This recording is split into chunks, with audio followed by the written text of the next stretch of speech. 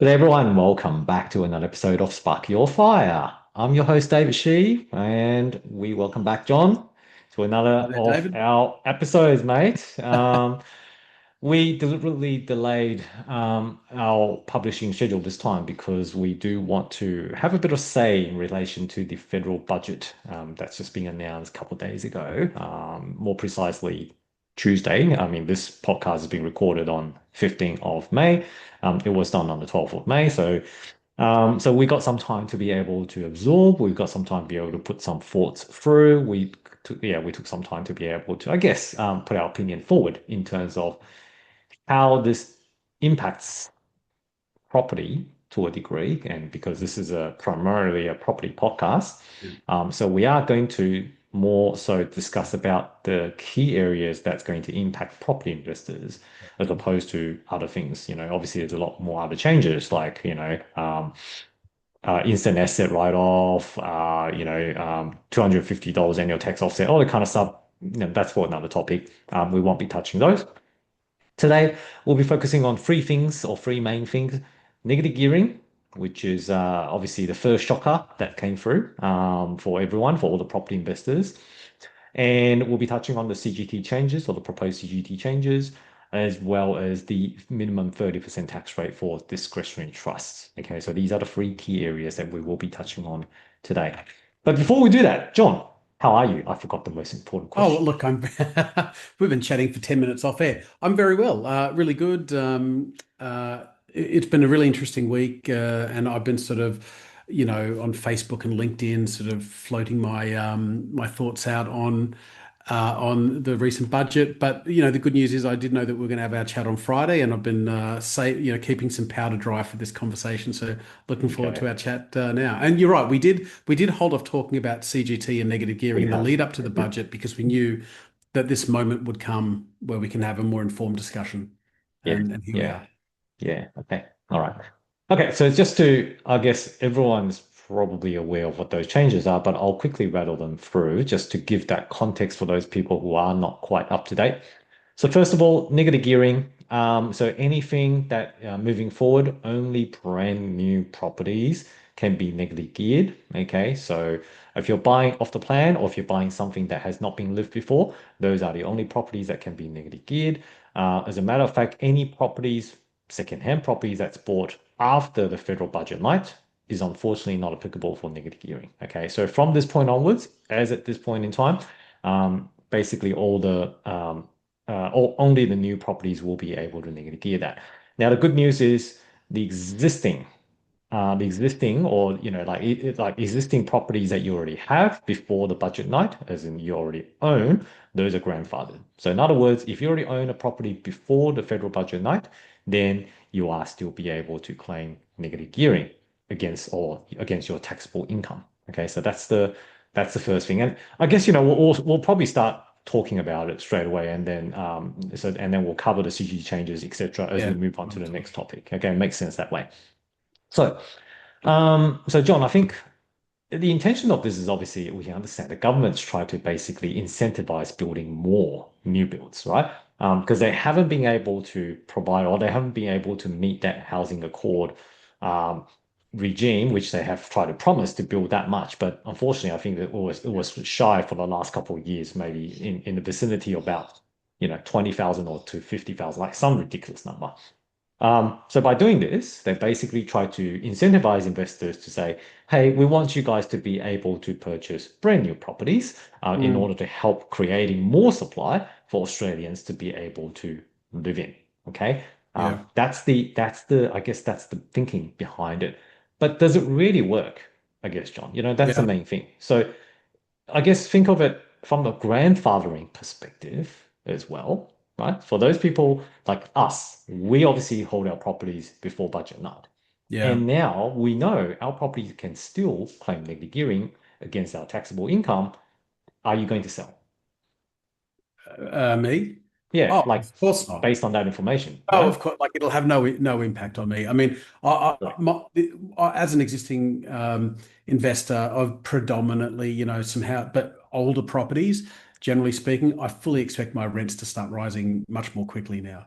But look, as a, and I think that'll be the ultimate consequence. But look, as a broader comment on negative gearing. Firstly, I think we need to retire the term negative gearing.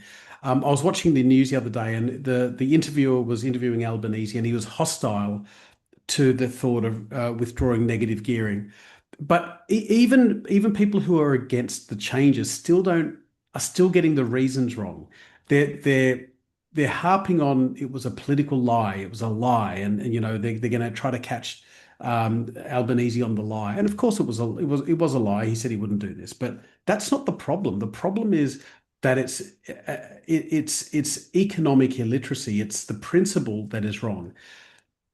Even the interviewer in that example was talking about negative gearing as a tax break. You said you wouldn't take the tax break away. Negative gearing is not a tax break. It's when you add all of your income together and you apply your marginal tax rates.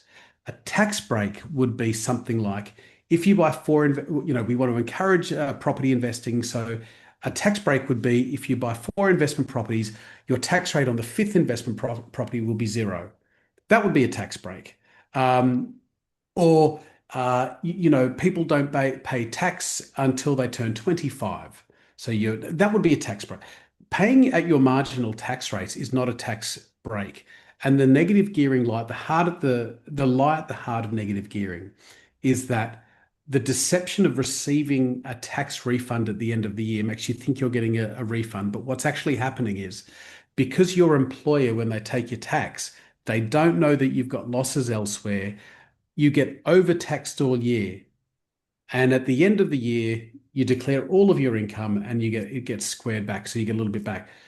You've been overtaxed. So this lie at the heart of the negative gearing story, the property experts, the economists, we have failed us because they're not talking about the problem at the heart of the hostility to negative gearing. Negative gearing was never a tax break.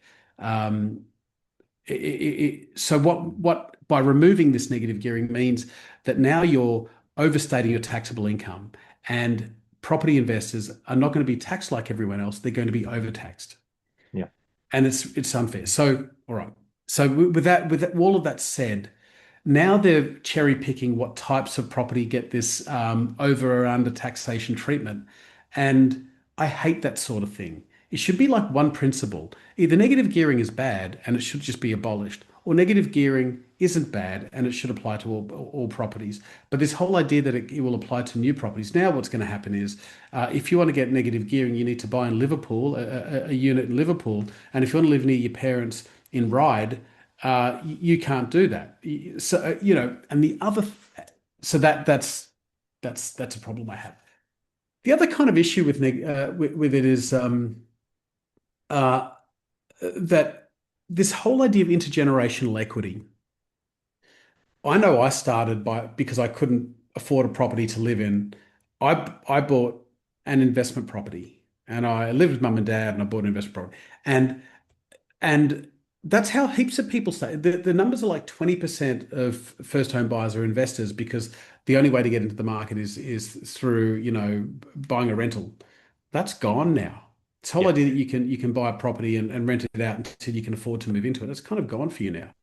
So I think it's terrible. I think it's kind of it's I think it's like it just the whole budget was just anti-aspiration, anti-wealth, but it was worse than that. It was like anti-economics as well. It was anti-principle. Like if negative gearing is bad, then get rid of it. If capital gains like a bad, don't index it. Why index it? Like like so we can come to capital gains in a moment, but that's the problem I have with it. David, what are your thoughts on the Yeah, negative? God. Oh, yeah, but that was a lot. That was a lot for the listeners, I I have suppose, to take a John. breath. Take Yeah, a bit of breath there, yeah, mate.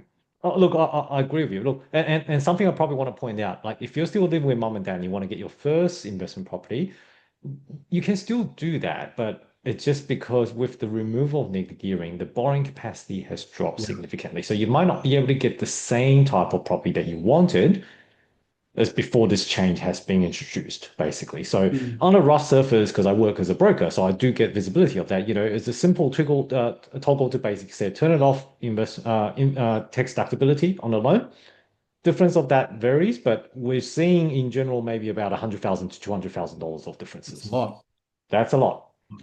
That's the difference between buying potentially a house versus a townhouse or unit, villa, that kind of stuff. Okay, Yeah. so and also in terms of location as well, the complete different location that you're going to be looking Mm. at now. So that's the main thing. Like in comparison to this change, the interest rate rises that's been introduced earlier this year is nothing in comparison to this change. Like straight Yeah. away, like if this once this is being legislated, we're going to see people's affordability coming right down, Yeah. which means the property price is probably going to take a hit because people used to be able to purchase up to $800,000 can only afford up to $600,000 now. I'm Yeah. sorry, but you're absolutely down bracket, basically. Can I interrupt you there as well? Investment loans are also at higher interest rates. Yes, correct. So um, this is very anti-investment. And, Um, and and I think that's the main topic as well, John. When you talk about anti-investment, I think the overall philosophy of this budget, like with the various aspects that we're seeing at the moment, it's completely how to put it this way. Before we used to say there's the big aspirational dream of Australian to be able yeah. to own properties and be able to and using property as a wealth creation tool to be able to get out of or working through your middle class or jump to the Yes. next level. That's now completely demolished, basically. So, they're basically the government's message is like, don't even try. If we cannot, if everyone else cannot build wealth this way or cannot create wealth this way, then neither are you able to. So Yeah. a lot of people coming on on the great Australia land with the idea to say if I work hard, in which most of them are, everyone's working hard to try to create a better future. Right now Labor's basically putting a big slogan now to say, sorry mate, you're gonna have to stay poor, you have to stay poor like everyone else. That's Yeah. kind of the disincentivizing message that I've got, unfortunately. I'm working with so many aspirational property investors, and they are absolutely shocked for the last couple of days. Over the phone call with them, so disheartened, just the tone completely changed. Yeah. And this also and this brings it to another one. Like, we talked about rent vesting as being a strategy. A lot of Yes. people try to basically build their wealth by renting somewhere first and then buying investment property where it's going to Yeah. go up and going to create that wealth. Now, this is all going to be an issue because rent's going to go up further. And then without negative Yeah. gearing, their borrowing capacity is going to be capped. So this strategy is now going to basically just got kneecapped straight away. Yeah. So, you know, so there's too much to talk about on this, but I think we're probably cherry picking a couple of those Yeah. bigger topics. Um, but yes, unfortunately, with negative gearing gone, the key implications are borrowing capacity is going to drop. That's going to reflect on the Yeah. purchase on the price in general across Australia. Much bigger impact in terms of the interest rate in comparison to the interest rate. Yeah. And we are yet to see that to come at this stage. Okay. So, Mm. and like it's stopping people, aspirational property investors or any kind of investors, try to build wealth through property now to say, sorry, you can't do it this way. The best you can do, just borrow money, buy your own occupier, pay it down, and that's it. Yeah. So, um, so that's the negative story that I have, John. And then now we should probably paint some positive story as well. So now that I've done the venting a little bit. Well, before we get too positive, three more, just for me at least, like a couple of ribbons on the top of the negative gearing bit. So, uh, and three more reasons why I have a problem with this. Can I even read my third one? Firstly, it's anti-supply. This one of the big lies at the heart of this was that this will bring more supply on board. Now, Yes. um, if you make something less profitable, you'll get less of that thing. This whole kind of anti-profit movement on the left, like profit is why things exist. If you enjoy chocolate, that's because someone somewhere is making a profit selling chocolate. Yes. And there's a whole supply chain, it's complex. But if you wanted more supply, you should be slashing taxes on property investing or property developing, right? I read somewhere that 40% of building a new house is government taxes, right? But as a principle, if you think we have a supply problem, we haven't even talked about immigration yet, but if you think we have a supply problem, then you need to make the thing that you want there to be more supply of more profitable, and they've done the opposite. So I guarantee we'll get less supply out of this. So but these people don't understand economics. That's the first thing. Not to mention, with this increased demand with new builds, that also means the new builds prices are going to skyrocket or going to Yeah, continue to increase. And yeah, that's going to cause a disparity between the new builds against the old one. The new builds are already expensive enough because they have to factor in yeah, all the marketing costs, they have to factor in everyone's commission, yeah, builders' margins, etc., right? It's just going to push yeah, up the prices even further with that demand being filled in. yeah, So, that's and it's going to take time. Again, it's going to take time for something to get built. yeah, Our fundamental is not like, tomorrow that's, another 10,000 units just comes up like that. Everything's going to go through the pipeline, through federal policy, through state government, through local government. Each of these have a lot of resistances. That's one of the key issues that they have not resolved. So yes, you can increase the demand as much as you like, but you're yeah, not pushing through the supply or yeah. resolving the supply problem. They're not building fast Completely. enough. They're Mm, totally ignorant of this stuff, right? Demand and supply, basic concepts. And my prediction, that unintended consequence of this, we always mm. talk about negative gearing properties are properties with a lot of debt against them. So Yes, yes, the main cost is the interest, and that is true. correct. However, repairs and maintenance. My Yeah. prediction is that properties are going to become dilapidated because it's going to be there's going to be no, like, if you send the electrician out, or if you send the plumber out, or if you get the lawns mowed, you can't. I mean, you can't tax deduct that anymore. So these were like expenses incurred in running a property. You just won't incur the expenses anymore. Like roofs won't get repaired and all that sort of, like, unintended consequences will be that investment stock will become really run down. They'll probably introduce a regulation for it, Will but be they out could have of just, pocket. They'll be yeah, out of pocket from the investors, right? So that's the whole idea. They don't correct. want to spend that money. Yeah. And the third thing on negative gearing, the last thing is, because negative gearing isn't a tax break, the only reason we talk about negative gearing really, and this is the dirty little secret, is that because our income tax rates are so high, because we pay so much personal tax, that if you incur an expense, let's say you spend $1,000 fixing a roof or something, you get a meaningful chunk of the deduction is meaningful. You get like $450 back from a $1,000 expense. If the tax rate was 15%, like it is in, say, Singapore, we wouldn't be talking about negative gearing, because you'd get 15% back. It would be nothing. Our tax rates are so high, and they think that they're getting something back. Um, so that's if we had really low tax rates, no one would be talking about negative gearing because it wouldn't be a thing. Um, I don't yeah, think, yeah, but I don't think we ever go down to that kind of level of tax correct. rates, unfortunately, as much as we should be, but that's not how the government runs this country, Yeah, is the way we see yeah, it, right? So true, true, true. and yeah, and also one thing, I guess, coming back to your point too, in relation to the in relation to the point that people can't basically get the money back straight from negative gearing on that year. You're right, because so the new policy is, they're treating the investment property as a business, basically. They're treating Yeah, it the same. So every year, let's say, for example, you get $10,000 of rent and the total cost is $20,000 to hold the property. So you make $10,000 loss, essentially. And that gets carried forward as well. So until such time, let's say, for example, when the property become positive, which is making you a profit, then those carry forward losses can still be offset against it. It just means it's going to take a long time, or until yeah, such time when you sell the property. So in other words, simple equation: if you make a profit in 5 years of $100,000, and in that 5 years, each year you're incurring $10,000 losses. So 100,000 minus 50,000, you're only going to get capital gains tax on $50,000 in addition. So yeah. those losses are still going to get carried forward. So you're not losing them at all, but it's just going to take a lot of time for you, a long time, depending on how your strategy and what you're going to do with the property moving forward to be able to Yeah. realize that loss. Okay, that's one thing. Correct. And the cash flow is the biggest issue. I think the main thing is the psychological side of things, right?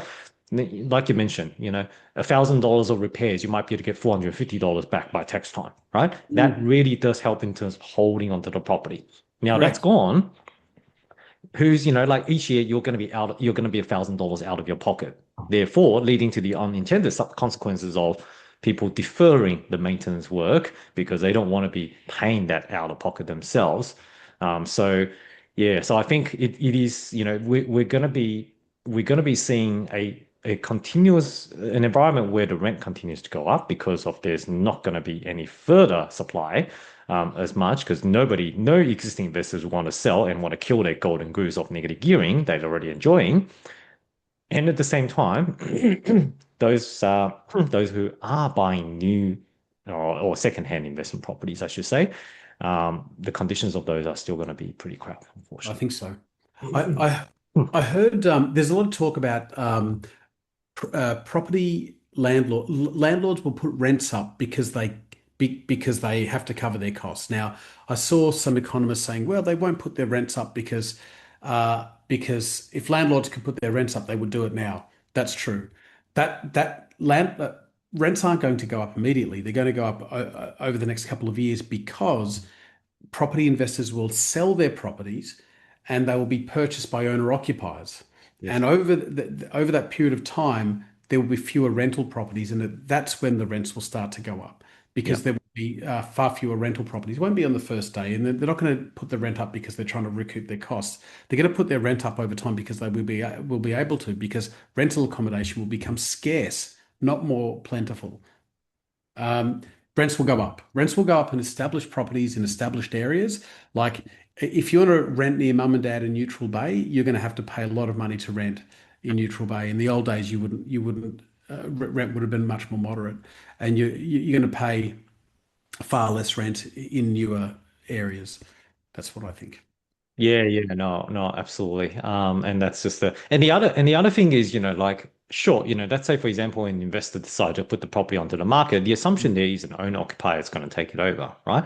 But the assumption here is they've got the financial capability to be able to take it over. Do they have enough borrowing capacity? Well, unfortunately, borrowing capacity being capped big time at the moment because the interest rate continues to go up. And Mm. number two, do they have enough deposit to be able to cover for that? If the current person is a renter, what I'm hearing anecdotally at the moment is they're actually not having much leftovers by the end of the month because everything goes out to rent, everything goes out to living costs, and then well, very little. So, do they have enough savings to be able to cover the deposit? Are they actually in the position to be able to purchase as an owner-occupied property to be able to take it over? That's questionable. So we'll Yeah, have to see. We will have to see. mind boggles. All right. Yeah, We've yeah. So I think flogged negative gearing to death, we but flocked into gearing, but good reason. unfortunately, it is such a major impact. I mean, this is what they say that the biggest change, or one of the biggest tax changes in the last 26 years, Yeah. essentially. So, I think it's worth obviously talking about it in depth. Now, how would investors counter this moving forward with no negative gearing? I guess. So I think one way I can think of, apart from buying brand new properties, which we all know it's kind of like no good. You're probably not going to get much growth. So my advice is don't go out there and buy brand new just for the sake of taxation benefits. It's not going to get you wealthy. Okay. So I reckon existing properties are still the way to go. At one point in time, the rent's going to go up to the point where it starts to make secondhand properties attractive again. Okay. Correct. Yeah. Correct. Yeah. So that'll be the time where you need to basically have a bit of patience for the market to do the rebalancing Yeah. to that stage. The other more advanced strategy is to buy something that you can build granny flat on to be able to execute, because that Yes. would then allow you to be able to at least break it even or neutral or even positively geared Yeah. moving forward. Okay, so yeah, so that those are I guess those are a couple of things that I can think of just on top of my head to counter against this negative gearing removal strategies so that investors can still own quality assets and still Yeah. be able to build wealth in the long run. Okay, so it's not the end of the world. Removing that negative gearing is not ideal, Yeah. but like everything, we will work out a way to be able to go around it. John, any other thoughts in terms of how investors at the moment can kind of battle against this I, environment and I help them cash flow? Yeah, look, I love what you said in terms of those sort of strategies. What I would say in general is that what's going to happen is the market's not going to stand still. It's just going to pivot, and it's going to pivot towards yield. So it's going to go to wherever the yield is. And my guess is yield is going to be apartments, and yield is going to Units, be Western townhouses. Sydney Yeah. town. Yeah, so it'll be units, Western Sydney, and that sort of thing. And obviously, it'll go into newer properties, New builds. and I think that's what where I think will languish. And I think this is sort of the opposite of what Tom Panos is saying. I think things like land banking will go a bit out of style. I think land banking is going to be too expensive just to Yes, hold. correct. Things like R4 blocks of a house on an R4 block or an R3 block in Yaguna. That's out now because it was the sort of thing you'd hold and wait for a rezone or wait for the knock on the door from a developer, but you were getting like really low yields because it was a three-bedroom house on a big block with Yeah, all the zoning potential. You can't wait for the knock on the door now. It's too cash flow negative. So that sort of strategy is out. It's going to be like a diminished, shrunken type of investment thesis. I'd add that blocks of flats will probably become a little bit more. oh yes, Again, there's like so where the more sophisticated investors will do blocks of flats, blocks of units. flats Yeah, because yeah, yeah. they've got good yields. But like Absolutely. land banking is gonna be out, and all those people who kind of bought strategic properties and sort of suffered the cash flow because they knew they're going to get a knock on the door. That won't happen anymore. Yeah, yeah. So that's going to pivot for high yielding properties essentially. So that's what's going to be in favor. And I reckon those are the markets or those are the property types that's going to go up consistently in the next 6 to 12 months as a consequence of this. So Mhm. and usually those are the lower price bracket properties, by the way. So what does that mean? That means, Sydney units are starting is probably going to be starting to go up. Who knows? That's probably one. I know Correct. Melbourne units, Melbourne all-style units will definitely be going up because Melbourne is Mhm. way undervalued. So, but yeah, I guess the general thesis is probably those anything that's got a decent yield, easier to hold from a cash flow perspective. Those will be the ones that's being favored by property investors. Yep. And also, I guess any kind of block of land that's got granny flat potential as well. So, Correct. all right, cool. Well, we covered pretty much in depth in terms of needed gearing. So, it's not the end of the world. There's still ways to work around it. I guess as property investors, we just adapt in a new world. Okay. Shall we talk about CGT changes? Let's do it. Okay. All right. So, CGT changes, again, a very brief summary. I can't remember when it started. I think it was 1985 or something. Was it Oh introduced yeah, on 85 or 87, one of it. Yeah. So, 85 or 87, around that period of time where initially introduced, and then I think subsequently in 99, under John Howard government, they've decided to go for a blanket 50% discount on CGT if you hold the asset for 12 months or more. So in other words, if you hold it for 1 year or more, by the time you sell, any kind of profit you make, you're only being taxed on 50% of the capital gains. Okay, so that's what it was up until the federal budget night a few days ago. Now from here, basically the CGT changes basically indicates that from 1st of July 2027, so not this upcoming July, but the next upcoming July, they will follow an indexation method. So the indexation method complex. I don't think I can explain it very well, but in theory, it's whatever capital gains that you made, and then you subtract the inflation of that year. The difference of that, in other words, the actual wealth that you created or the actual capital gain that you created, that's the part that's being gained. Oh, that's the part that's being taxed essentially. So it's a lot more complex. So I'm sure that's going to create a lot more work for accountants um, moving forward. So yeah, so from 1st of July 2027 onwards, any assets that you hold for 12 months or more, this new indexation method is going to kick in. Whereas anything up to 1st of July 2027, the 50% CGT discount will still hold. Okay, so yeah, so that's kind of the idea. And the thing here is that this change does not apply just to property. This change applies to pretty much all the assets, shares, businesses, crypto, you name it, right? So it's across the board, mhm. basically. So no one gets severed from it, unfortunately. So everyone's got to hit somewhere. Okay. And also, yes, a very important thing.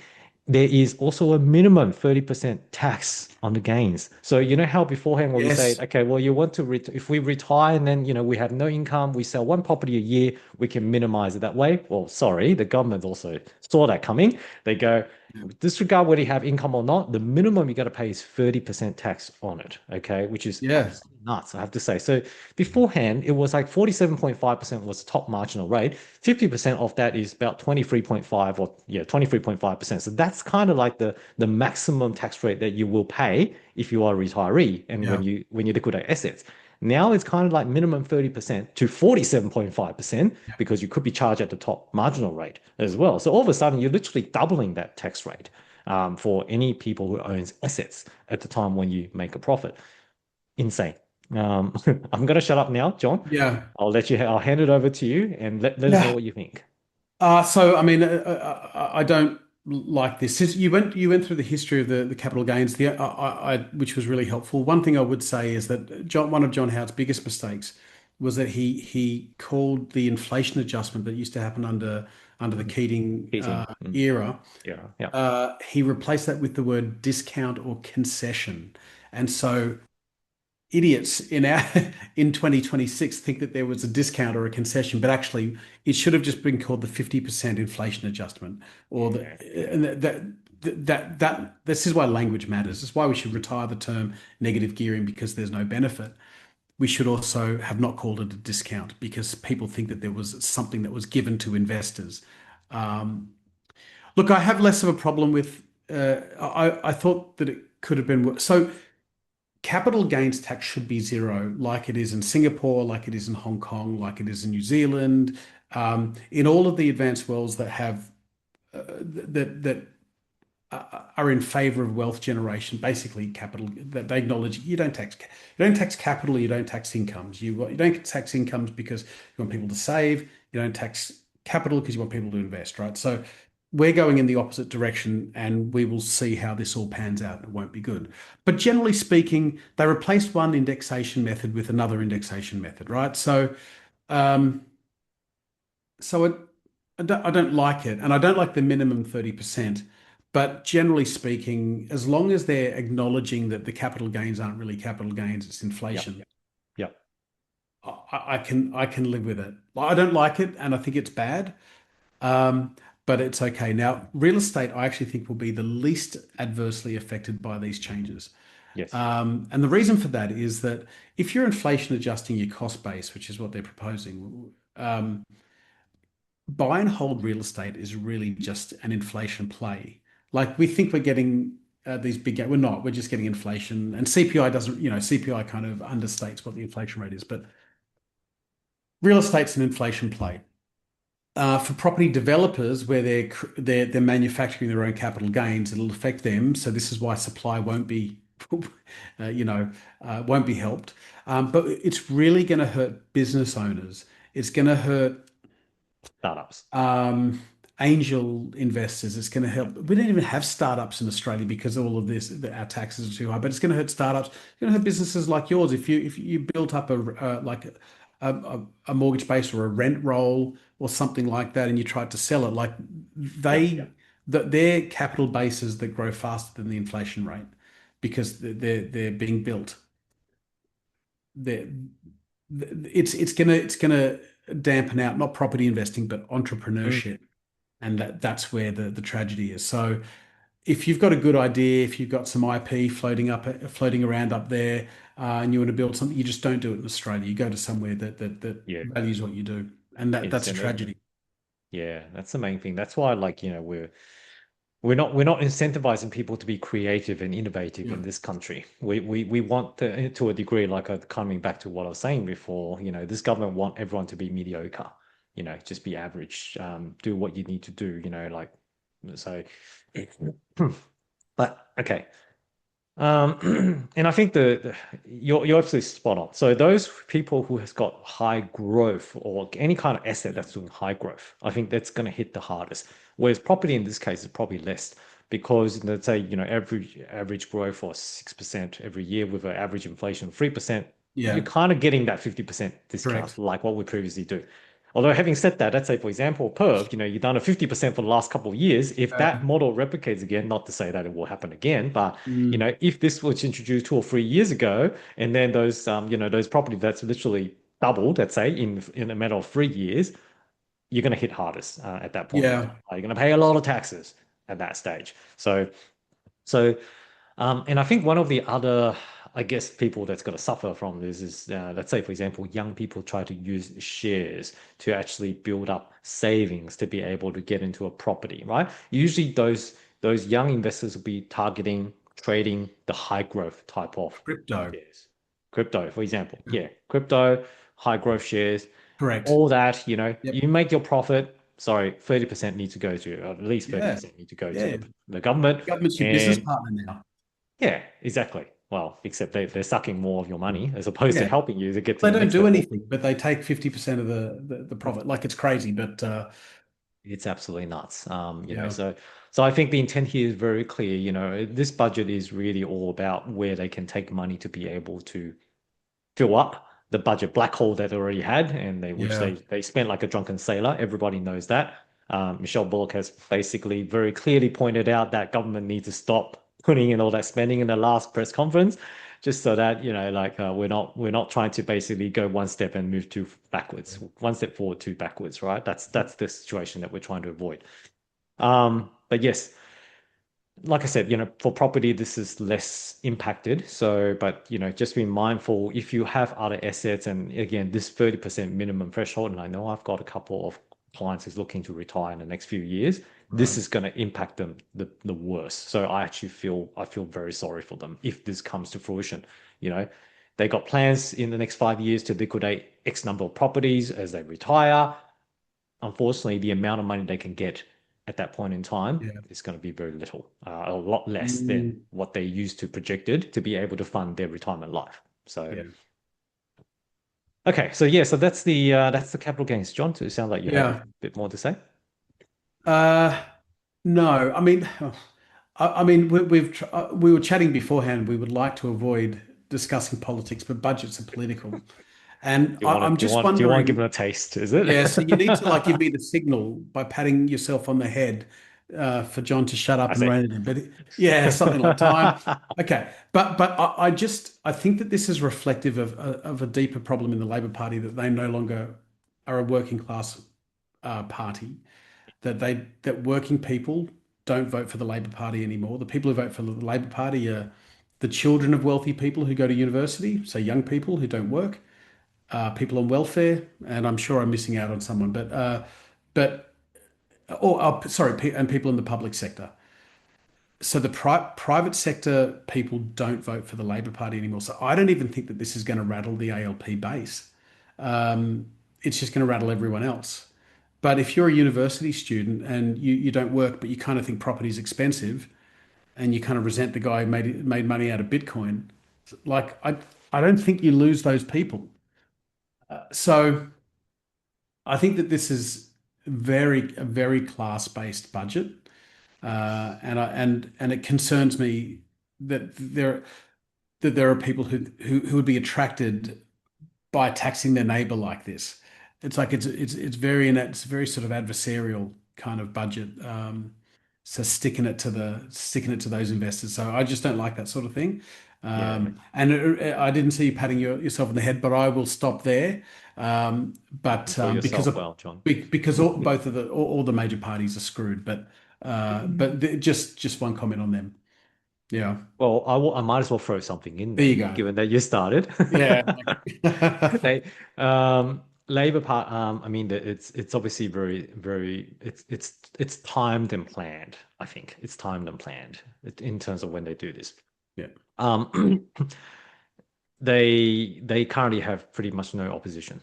Put it that way. Very very easy target at the moment. Last time, we all know, um, Scott Morrison won the impossible election, at that point in time, Yeah. because the opposition was proposing to scrap negative gearing and all that kind of stuff, and we all know how that ended. At the moment, there's no opposition. We're still 2 years away from the next election, so there's still a bit of time. So, it's the best time for any party. I'm not saying Labor specifically, but kind of any party wants to do any kind of tax reform. This is the perfect time to be doing it. Yep. And 100%. Yeah. and let me put the little bow on as well. The $250 tax refunds or offset, that Yes. was going to come in 2 years' time. So just before the election. Yeah. Again, that's kind of time too, isn't it? To a degree. So I will stop there too. Yeah. All right. Very good. Very good. It's, yeah, we walked across the line, but DM us Very if you'd like to subtle. chat further. Very subtle. Very subtle. Any complaints, send it to John. Yes. All right. Let's move on to the last one.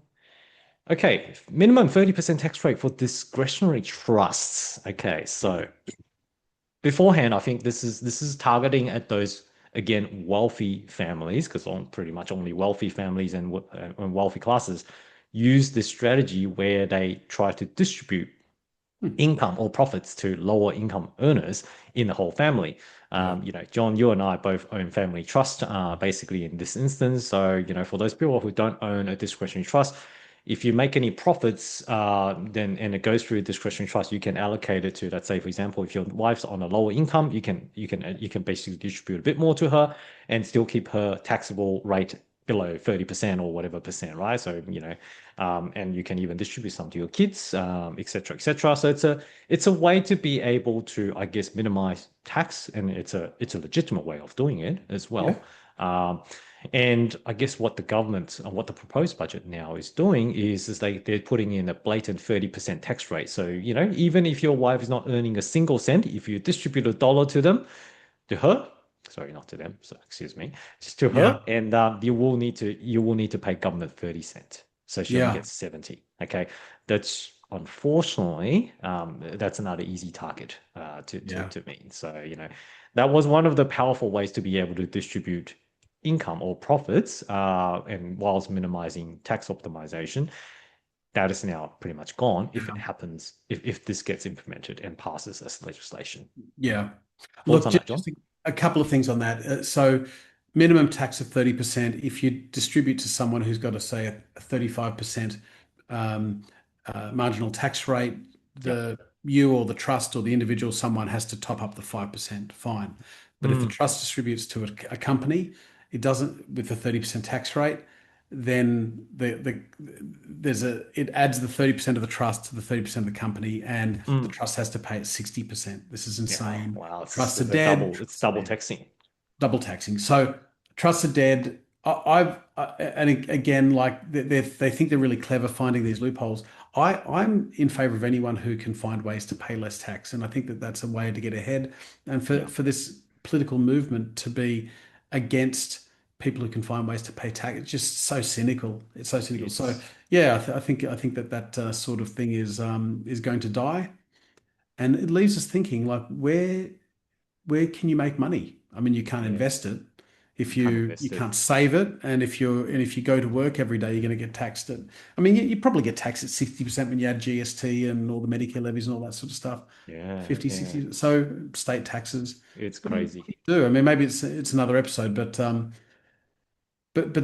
so the whole idea was you get taxed at 40% or 50%, and then your job was to invest the difference so you could make up the tax that you'd lost. Mm. That's gone. That's gone. Yeah. So tax you on the way in, tax you on the way out. Maybe death taxes are coming, but yeah. You Do we want reckon? to go one more? I'm going Go for to it. one more place that I think that Sure. uh, and it's this is like the root cause. I just think people uh, who don't work or receive welfare can't be on the electoral roll. They can't vote. So if you're going to be an NDIS recipient or a welfare recipient, you tick a box that says, until I come off this program, I go off the electoral roll. And then when you come off the benefits, you go back onto the electoral roll. And I just think that I don't think you should be able to vote for your neighbor to pay your taxes. You know what I mean? Like I Yeah. think Yeah. there's There's a something conflict of interest there's there. something conflict of interest. I think there's something in that, and I don't think either political party would touch it.